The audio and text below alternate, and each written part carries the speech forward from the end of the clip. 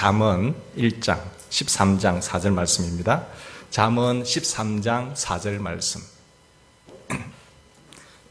우리 같이 봉독하겠습니다. 두 번 봉독합시다.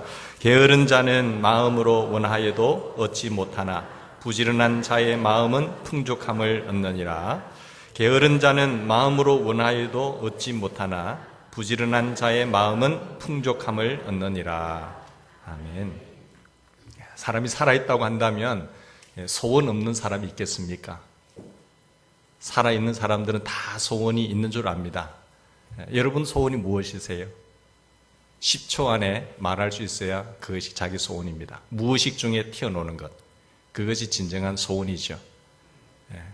근데 다 소원을 갖고 있지만 어떤 사람은 소원을 이루는 사람이 있고요, 어떤 사람은 큰 소원을 가졌는데 소원을 이루지 못하는 사람도 있습니다. 오늘 여러분의 소원이 뭔지 한번 생각하시고, 내 소원이 지금 이루어졌는지, 작은 소원인지 큰 소원이든지, 이 작은 소원이 이루어졌고 또 큰 소원은 아직도 있는지, 그걸 생각했으면 좋겠고, 또 어떻게 해야 그 소원을 이루는지 그 비결을 오늘 말씀을 통해서 생각해 보고자 합니다.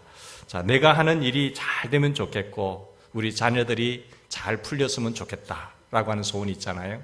교회 다니면 우리 교회가 잘 하나님께 기쁨이 되고 영광이 되고 부흥하면 좋겠다라는 소원이 있겠죠.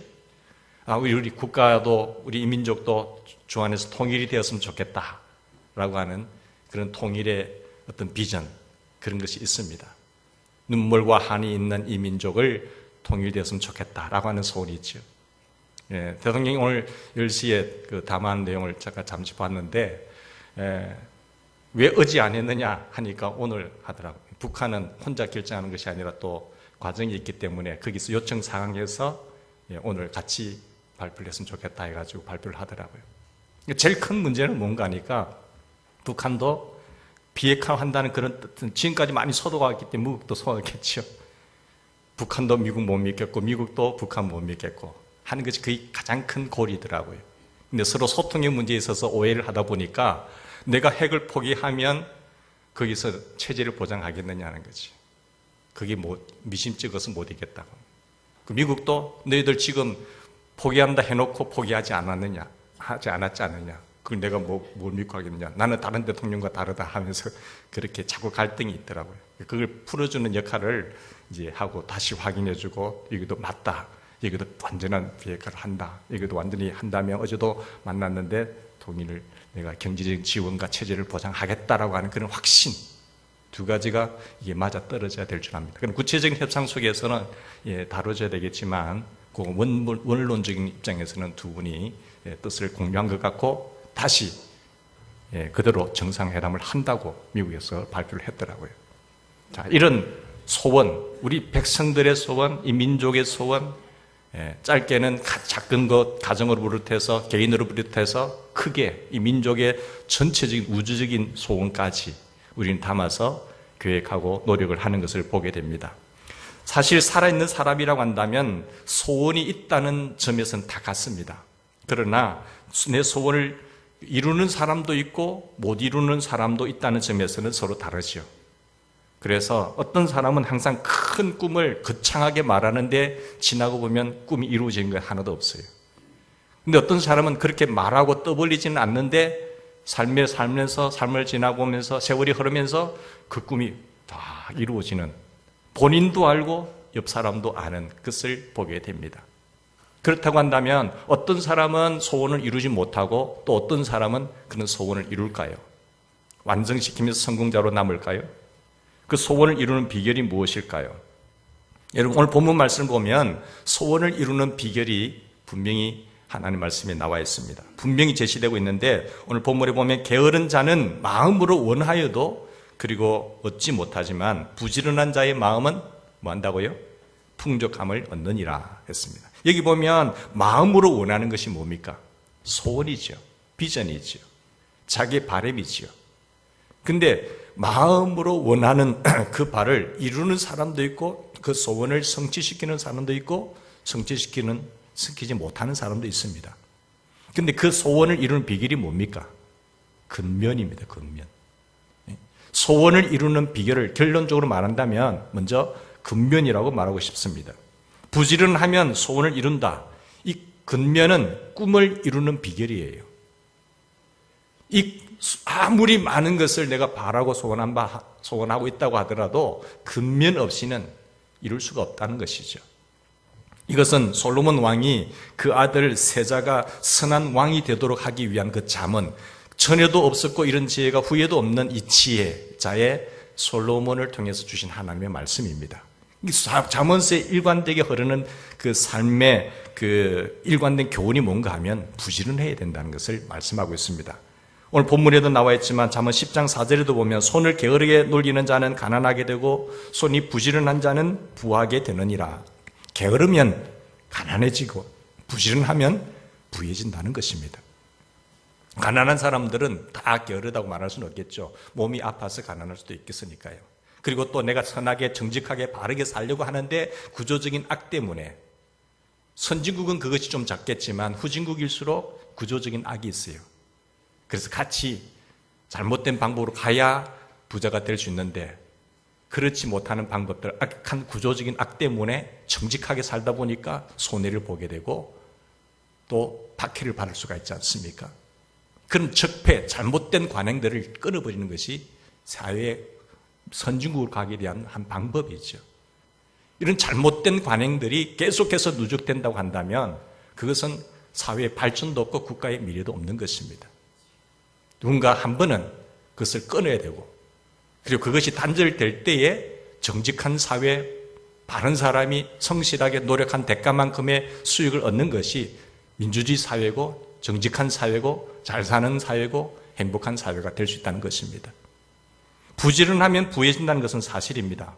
물론 어떻게 부지런해야 하는가 하는 것은 더 살펴봐야 되겠지만 똑같은 형편이라고 한다면, 똑같은 상황이라고 한다면 부지런하면 게으를 때보다 풍부해지는 것은 사실입니다. 여러분, 하루에 얼마씩 받는 일을 생각해 볼 때에 게을러서 10일 일하는 사람하고 열심히 일해서 25일 일하는 사람하고 그게 받는 정도가 같을까요? 수입의 정도가 다르지요. 일한 만큼 우리는 받게 되는 것입니다. 부지런한 자의 손은 잠언 12장 24절에 보니까 사람을 다스리게 되어도 게으른 자는 불임을 받느니라. 지도자의 비결도 부지런한 자의 손이 남을 다스린다고 말하고 있습니다. 게으른 자의 손은 항상 남의 다스림을 받을 수밖에 없어요. 어떤 사람은 보면 꼭 일을 시켜도 시키는 것만 하고 일 시키지 않는 것은 안 하는 사람이 있잖아요. 일을 시켜도 또 억지로 하는 사람이 있어요. 마지못해서 하는 사람이 있어요. 어떤 사람은 일을 찾아서, 시키지 않는 일도 찾아서 알아서 일을 하는 사람이 있어요. 누가 지도자입니까? 시키지 않는 일도 알아서 하는 사람이 지도자가 되죠. 시켜도 시키는 일만 하는 사람, 시켜도 안 하는 사람, 억지로 하는 사람, 그 일의 태도에 따라서 사람의 됨됨이를 우리는 또한 알 수 있습니다.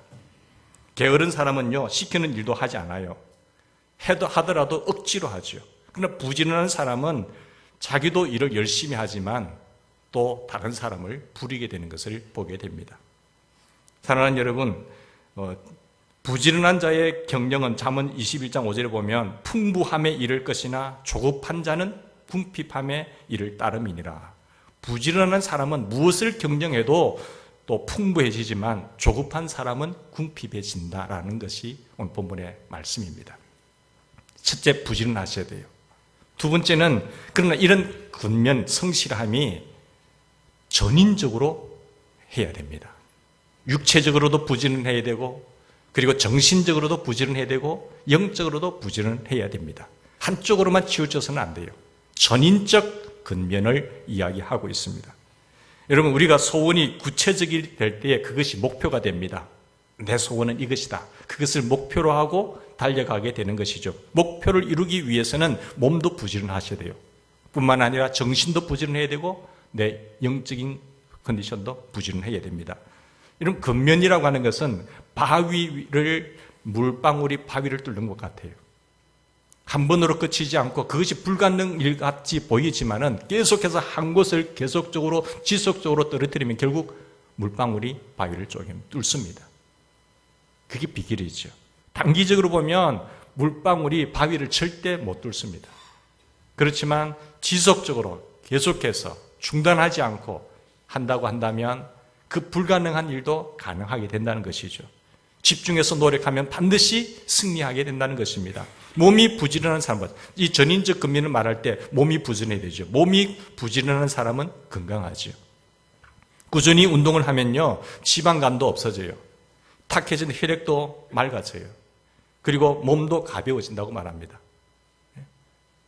우리가 어떤 혈관이 찌꺼기가 끼게 되는데 어떤 수도관에도 찌꺼기 끼었다가도 물이 세차게 흘러버리면 막 떨어져 나가지 않습니까? 그것을 위해서 이렇게 몸도 숨이 가쁠 정도로 이렇게 부지런하게 움직여줘야 된다고 합니다. 그걸 운동이라고 하죠. 숨이 찰 정도로 한 하루에 30분 내지 1시간 정도는 뛰어줘야 된다고 해요. 그럼 외국 사람들 보면 부지런히 뛰지 않습니까? 고기도 많이 먹지만. 그래야 몸이 부지런해야 몸도 부드러워지고 건강해지고 그리고 밥맛도 좋고 이렇게 된다고 하는 것입니다. 우리가 손 안에 이 한 평방미터에 보면 손 안에 1,500마리 세균이 있다고 하는데 뭐 화장실 갔다 오면 더 많겠죠. 그리고 또 남들하고 뭐 이게 악수하고 이러다 보면 세균이 더 많이 쌓이겠죠. 그러나 부지런히 손을 씻어야 돼요. 비누로 해서. 그래야 건강을 유지할 수 있습니다. 근데 그걸 하고 모르고 눈에 댔다든지 코에 대면은 이게 이제 안으로 들어가게 되는 거죠. 그러니까 몸이 부지런하게 움직여서 내가 관리를 하면 그만큼 건강해지고 그렇지 않으면은 몸이 쇠약해지고 또 질병이 올 수밖에 없다는 것을 부인하지 못합니다. 뿐만 아니라 우리가 정신도 부지런해야 됩니다. 부지런히 책을 읽으셔야 돼요. 항상 깨어 있어야 됩니다. 타성에 빠져 있으면 안 돼요. 나 이만하면 됐다. 나 10년 전에 했던 거 계속 울고 먹는다. 그 사람은 리더자가 될 수가 없습니다.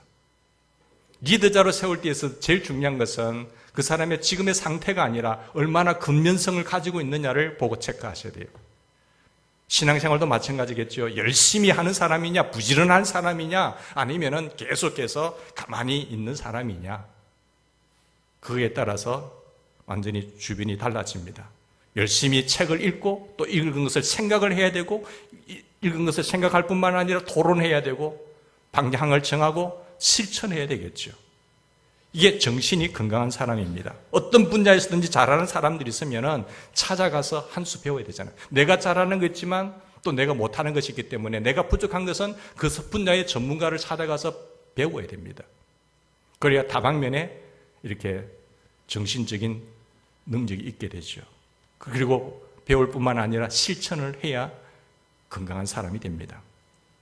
지적인 부지런함, 그리고 육체적인 부지런함, 그리고 영혼의 부지런함도 있어야 됩니다. 이것이 전인적 부지런한 근면이라고 말하는 것이죠. 영혼도 부지런한 사람은 다니엘처럼 하나님의 뜻대로 바로 살기로 결심한 이후에 그대로 실천하는 거죠.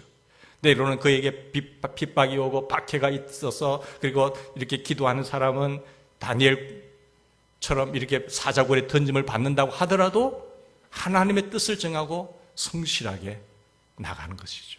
크기에 하나님의 지켜주심과 함께하심과 보호하심이 있는 것을 보게 됩니다. 게으르다는 것은 무엇일까요? 풀려있다는 것입니다. 몸도 게으르니까 풀려있고 나사가 빠진 상태지요.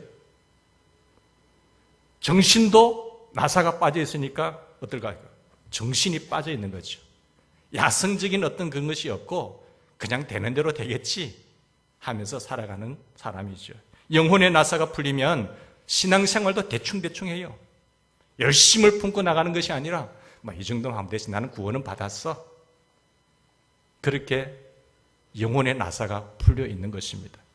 부지런하다는 것은요, 바짝 당겨져 있다는 것이거든요. 타성을 벗어나서 야성으로 젖어드는 것을 말합니다. 초심의 마음을 가지고 타성에 젖는 것이 아니라 다른 사람의 새로운 사람들의 각도에서 보면서 내가 열심히 나가는 것을 말하는 것이죠. 다 그렇고 그런 것이 뭐라고 그렇게 무희망과 무관심으로 바라본다고 한다면 그것은 성실함이 아닙니다. 항상 금방 출발한 것처럼 초심을 가지고 신앙에 처음 믿을 때 뜨거운 열정과 그리고 눈물, 감격을 가지고 나가는 것을 말합니다. 성경은 뭐라고 말합니까? 우리가 신앙생활을 할 때도 보면 부지런해야 될 것을 말하고 있습니다. 성경에 보면 로마서 12장 11절에 부지런하여 게으르지 말고 열심을 품고 주를 섬기라 했어요. 열심을 품고 주를 섬겨야 되는데 타성에 젖어가지고 대충 신앙생활하는 사람이 있잖아요. 이만하면 됐다라고. 그것이 누군가가 보고 있다고 하는 걸 생각도 의식도 하지 않아요, 이제는. 그리고 하나님을 바라보지도 않아요. 사람들이 나를 성도들이 바라보고 있다는 것도 의식도 하지 않으니까 창피한 줄도 창피한 줄 몰라요. 하나님이 보실 때는 얼마나 그게 한심하시겠어요. 게으르지 말고 열심을 품고 주를 섬겨야 되는데 타성에 젖어가지고 모든 나사가 풀려가지고 힘이 없다는 말씀이죠.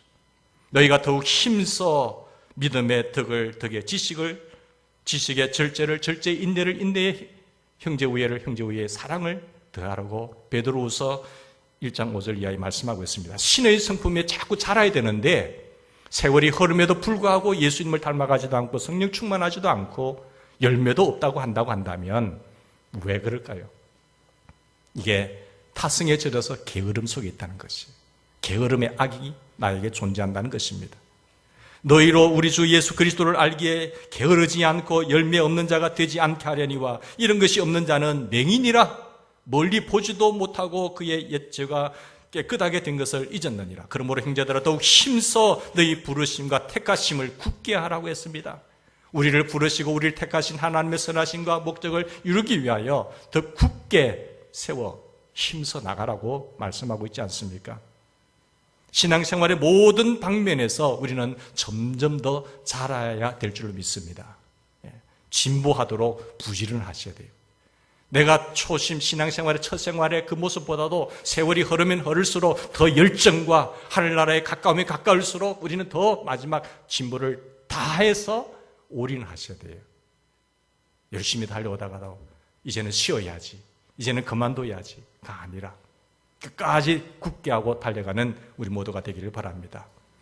히브리서 6장 11절 이하에 보면요, 우리가 간절히 원하는 것은 너희 각 사람이 동일한 부지런함을 나타내어 끝까지 소망의 풍성함에 이르라고 말씀을 하고 있습니다. 끝까지 흔들리지 말고 믿음의 선진들처럼 부지런하게 하라고 말씀하고 있습니다. 그래서 육체적으로도 부지런하시고요, 정신적으로도 건강하고 부지런하고 영적으로도 부지런해야 우리의 소원한 바를 이룰 수가 있습니다. 어느 한 구석이라도 나사가 풀려 있으면 그것으로 인해서 우리는 무너지게 돼 있어요. 우리는 신체도 정신도 영혼도 부지런해야 합니다. 그러나 우리는 부지런하되 세 번째로 지혜롭게 부지런하셔야 돼요. 첫 번째는 부지런해야 된다고 했죠. 우리가 소원을 이루는 비결이 근면이라고 했지요. 그런데 그 근면이 한쪽으로만 되는 것이 아니라 전인적인 근면을 하셔야 돼요. 육체적으로, 정신적으로, 영적으로. 그런데 이 근면함이 세 번째, 지혜롭게 근면하셔야 돼요.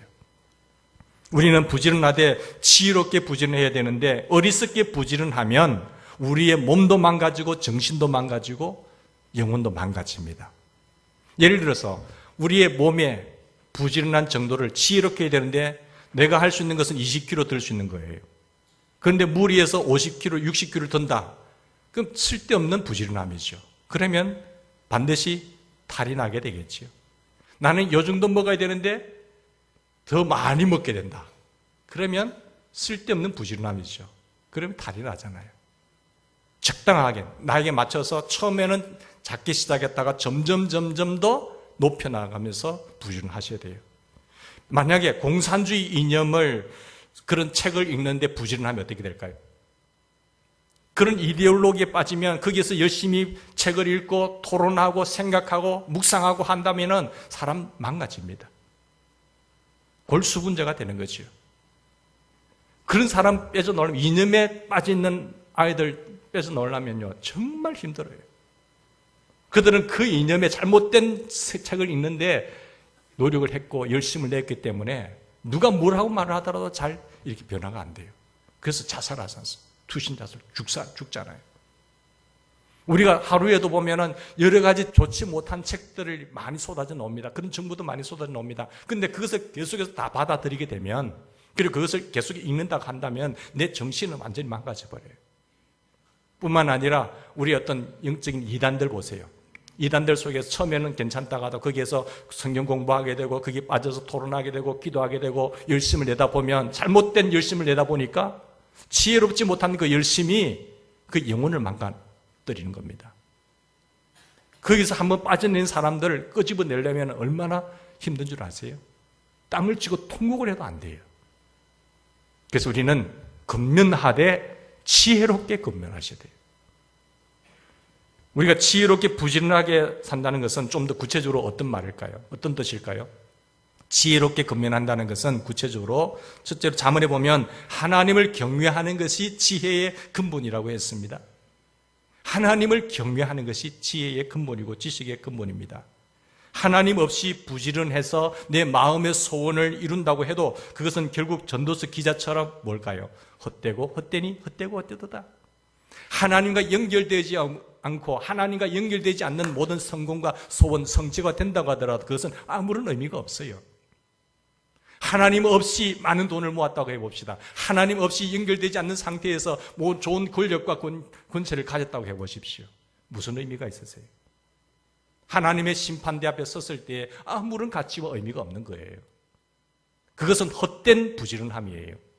그래서 지혜롭게 근면하다는 첫 번째가 여호와를 경외하셔야 됩니다. 그게 하나님의 말씀이거든요. 하나님과 연결되어 있어서 얻어진 그 모든 것이 의미가 있고 가치가 있고 상급이 있고 축복이 있는 것입니다. 그래서 지혜롭게 부지런한다는 것은 삶 전체를 우리가 하나님에게 플러그를 꼽아놓는 거예요. 플러그 인하는 겁니다. 하나님과 연결되어 있어서 주어지는 것이 열심 속에서 나타나는 것이 진정한 보람이요 성공이지요. 하나님 중심의 삶을 살면서 하나님의 뜻에 따라서 구체적으로 확실한 소원을 품고 그 소원을 품고 부지런히 일하고 부지런하게 배우고 열심히 실천하는 것을 지혜로운 성실함이라고 말하는 겁니다. 하나님을 경외하면서 하나님의 뜻대로 내 소원도 뜨겁고 내 배움도 뜨겁고 그리고 실천도 뜨거운 것이 지혜로운 근면이죠. 퓨리탄 작가 찰스 브리지저는 이런 말을 했습니다. 게으름뱅이는 근면의 소득은 원하지만 게으름뱅이는 그것을 얻는 근면은 원하지 않는다고 했어요. 그 소원은 크게 남들이 크게 가지면 자기도 크게 가지고 원하는 바도 크지만 근면은 원하지 않아요. 그래서 못 얻더래요. 게으른 사람은요, 부지런한 사람들이 얻는 것은 부러워해요. 그런데 그것을 얻기 위해서 아무런 수고는 하지 않습니다. 그게 게으름뱅이입니다. 게으른 사람은 부지런한 사람들이 얻은 것은 탐을 내요. 탐을 내면서도 그것을 얻기 위한 수고는 거절합니다. 그러면 소원이 있으면 그 큰 소원을 품고 배워야 되잖아요. 배웠으면 그것을 실천해야 되잖아요. 근데 게으른 자는 큰 좋은 소원만 품기만 품지 배우지도 않고 실천하지도 않아요. 성경은 말하기를 일하기 싫거든 먹지도 말게 하라고 했습니다. 그게 하나님의 명령이에요. 게으른 자는 소원은 거창하고 소원을 말하면서 흥분하지만 구체적으로 소원을 품고 열심히 배우고 실천하는 일은 없습니다. 그래서 지혜로운 근면이란 하나님의 뜻에 맞는 소원을 품고 그리고 그 하나님의 뜻이 나를 통해서 이루는 바라고 한다, 원하는 바라고 하면은 그 마음의 소원을 품고 열심히 배우셔야 돼요. 열심히 책도 읽으셔야 되고 노력도 하셔야 되고 공부도 하셔야 돼요. 그리고 열심히 실천하셔야 됩니다. 그리고 꾸준하고 진지하고 열정적인 노력을 기울이는 것이 지혜로운 근면이라는 것이죠. 나태한 사람은 보면요, 모든 일에 무관심합니다. 배움의 가치도 모르고요, 알아도 실천하지 않아요. 그러니까 그 모양 사는 거예요. 부지런한 사람은 하나님의 뜻에 따라서 자기 자신이 원하는 것을 이루기 위해서 압력과 실패에도 굴하지 않고 계속해서 배웁니다. 계속해서 실천합니다. 마치 바위가 한 목표를 향해서 계속해서 떨어뜨리는 것처럼. 그래서 끈기와 인내와 열정으로 그것을 이루게 돼요. 여러분, 우리의 삶은 어떻습니까? 우리 교회는 어떻는가요? 우리 하나님의 원하시는 바와 그 소원과 비전을 감고 계속 열정을 가지고 달려가는 우리입니까? 아니면 타성에 젖어서 그냥 나사가 빠진 그런 모습입니까? 우리 신앙생활 하는 사람들 주변에 보면은 늘 이렇게 막 긴장한 상태에서 열심히 남들 보지도 않고 초심 가지고 움직이는 사람이 있잖아요. 얼마나 힘이 되는지 몰라요. 그런 사람들 때문에 신앙생활 할 맛도 나고 교회 다닐 맛도 나잖아요.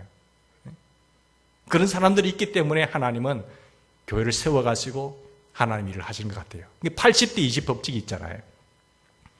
80%는 20%, 100% 사람들을, 이 80%를 20%가 일을 해서 먹여 살린다고 합니다. 일을 추진하는 것은 80%가 아니라 20%입니다. 그 20%에 있는 사람들이 성공한 사람들이에요. 그 사람들이 하나님 앞에 섰을 때도 복된 인생들이라고 볼 수가 있는 것이죠. 시편 127편 1절에 보면 지혜롭게 부지런하지 않으면 아무리 노력해도 진정으로 얻는 것이 없다라고 말했습니다. 하나님께서 지켜주지 아니하시면 파수꾼의 수고가 헛되고요. 우리가 하나님께서 세워주지 않으시면요, 세우는 자의 수고가 헛되다고 했습니다. 내 열심 갖고 되는 것이 아니라 첫 번째로 중요한 것은 하나님이 세워주셔야 되고 하나님이 함께 하셔야 됩니다. 그게 여호와를 경외하는 것입니다. 항상 내 하는 모든 일이 첫째 하나님께서 오케이 하셔야 되고 내가 하나님과 연결되어 있는 상태에서 일을 하는 것이 되어야 됩니다. 그렇지 않으면 내 공로로 끝나는 겁니다. 그 많은 부귀와 자기 눈에 본 대로 하고 싶은 대로 다 했던 솔로몬의 고백이 아니라 헛되고 헛되니 헛되고 헛되도다. 내 인생 90년을 살면서 100세 인생을 살면서 무엇 했느냐는 거예요. 일의 결국을 내가 알았고 내가 사람의 본분이 무엇인가를 알았는데 여호와를 경외하는 것이, 그의 명령을 지키는 것이 사람의 본분이니라. 그게 일의 결국입니다. 첫 번째 지혜로운 겉면은 하나님과 연결되어 있는 하나님을 경외하는 것이에요. 백도라는 태도를 아십니까 여러분? 1도만 더 높이면 끓는데 1도를 더 높이는 1도를 남겨놓고 그만두는 사람들이 많다는 겁니다. 끓지 않아요. 끓지 않으면 전기가 나오지 않습니다. 물이 100도가 돼서 끓어야 전기가 나오고 전기가 되면 그 큰 객차들도 기관차들도 움직이잖아요. 칙칙폭폭 칙칙 나가는. 그 전기의 힘으로, 끓는 힘으로 그 어떠한 힘들도 옮길 수가 있습니다. 그런데 99도까지는 소용이 없어요. 100도가 차야 돼요.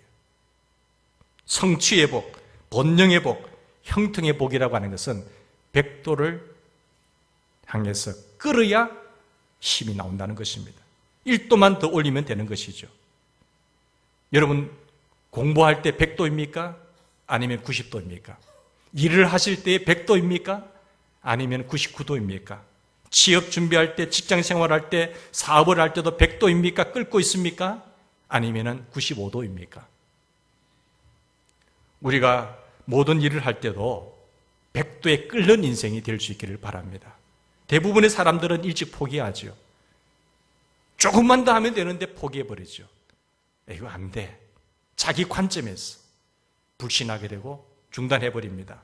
난관을 통과하는 인내에 실패합니다. 성공하기 위해서 조금만 더 하고 조금만 더 하면 되는데 안 돼요. 포기해버리죠. 사단은 우리에게 악한 생각을 집어넣어요. 그런 악한 생각을 집어넣을 때 분별할 수 있는 능력이 있어야 되는데 그 악한 생각을 집어넣는 그 마귀의 생각에 오케이 해버리면 그 인생 망치는 거예요.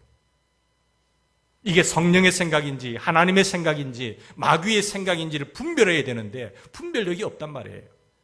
하나님의 말씀이 부족하다 보니까 그 악한 마귀의 생각에 예스 해가지고 움직이다 보니까 마귀의 종로로 타게 되고 인생 망가지는 거지요.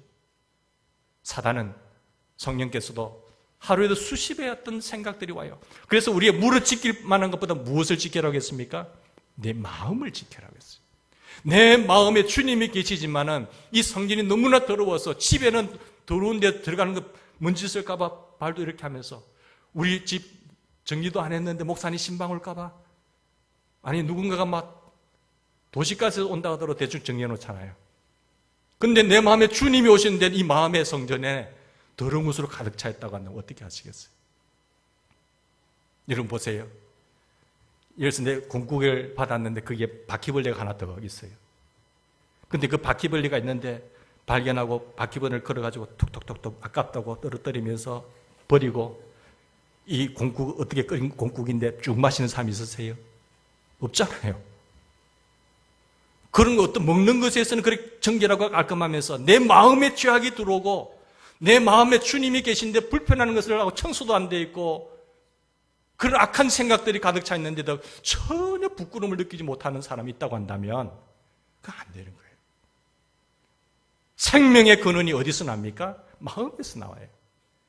그래서 내 마음이 지혜롭게 근면하셔야 돼요.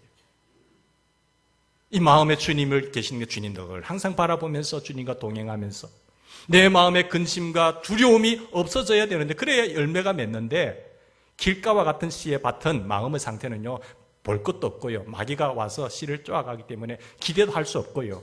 그런데 돌밭에 떨어진 씨라든지 가시떨기에 떨어진 씨는 그 왜 자라지 못할까요? 왜 열매가 없을까요? 예? 돌밭은 두려웠어. 가시떨기 밭은 염려 때문에. 내 마음에 두려움이 찾아오고 염려가 찾아온다고 한다면 이미 악한 가라지가 씨를 뿌린 거예요. 더 이상 자라지 못해요. 열매가 없어요, 그 인생은. 그래서 내 마음의 상태를 잘 지키셔야 돼요. 주님을 신뢰하고 주님을 바라보고 주님이 계시기에 불편함이 없는 그런 내 마음의 성전을 가꾸고 가셔야 됩니다. 그게 가만히 있으면 될까요? 아니 되죠. 사랑하는 여러분, 지혜롭게 내 영혼을 관리하는 데 부진할 수 있는 우리가 되기를 바랍니다. 소원도 구체적이어야 되고요. 무엇보다도 배우고 실천해서 그리고 부지런해야 됩니다. 바른 것을 배우지 않고 부지런하면 어떻게 될까요? 바르게 배우고 부지런해야 되는데 바른 지식도 없이 부지런해요. 골치 아파요, 정말. 안 그러세요? 야, 이건 정도가 아닌데 그냥 열심만 가지고 부지런하면 뜹니다. 그거 참 힘듭니다. 주변 사람들이 힘들게 해요. 점점 더 문제가 심각해집니다. 그래서 동쪽으로 가야 하는데 서쪽으로 가게 되고요. 앞으로 가야 되는데 뒤로 빼가게 되고요. 열심히 좋지만 바른 선택과 하나님의 뜻을 알고 전진하셔야 돼요. 사랑하는 여러분, 우리가 지속적으로 성장을 해야 될 줄 믿습니다. 성장을 하지 아니하면 퇴보합니다. 아무리 제자리에 있는 사람, 아무도 제자리에 있는 사람은 없지요. 운동선수가 훈련을 중단하면 72시간 뒤부터는 운동의 능력이 감소합니다. 모든 몸에 육체적인 자극을 주면 건조기 72시간 동안 자라게 돼요. 그러나 그 순간 그에 좀 아프다고 컨디션이 안 좋다고 중단하면 그때부터 풀려버려요. 지속적이 돼야 돼요. 끊임없이 가셔야 돼요. 예수님도 부지런하신 분입니다. 예수님은 십자가와 부활을 통해서 사람들을 구원을 하신다고 하는 하나님의 분명한 뜻을 알고 뚜렷한 목표를 정하고 열심히 부지런하게 달리셨어요. 목숨을 걸고 헌신하셨어요. 습관대로, 선한 습관대로 부지런히 기도하셨고요. 겟세마네 동산에서는 땀방울이 핏방울이 될 정도로 그 습관을 쫓아서 기도하셨어요. 그리고 예수님은 하나님의 구원의 뜻을 이루기 위해서 죽기까지 복종하셨어요. 예수님은 부지런하신 분으로서 성령을 통해서 우리에게도 소원을, 성령이 충만하면 그 예수 그리스도의 소원을 우리 속에 집어넣게 되고 그 예수의 소원을 갖고 부지런하게 나가면 배움에도 부지런하고 육체적인 움직임에도 부지런하고 실천에도 부지런하게 해줄 줄 믿습니다. 그러면 그게 열매가 있어요. 변해요. 바뀌어요. 왜? 내 마음에 주님이 왕노릇 하시기 때문이죠. 사랑하는 여러분, 우리가 모두가 다 이런 아름다운 소원 다 가지셨는데 지혜롭게 근면하셔서 그 소원 성취하시고 하나님께도 기쁨이 되고 우리에게도 기쁨이 충만한 그런 인생이 되기를 주 이름으로 축원합니다. 우리 같이 기도하십시다. 좋으신 하나님 고맙습니다.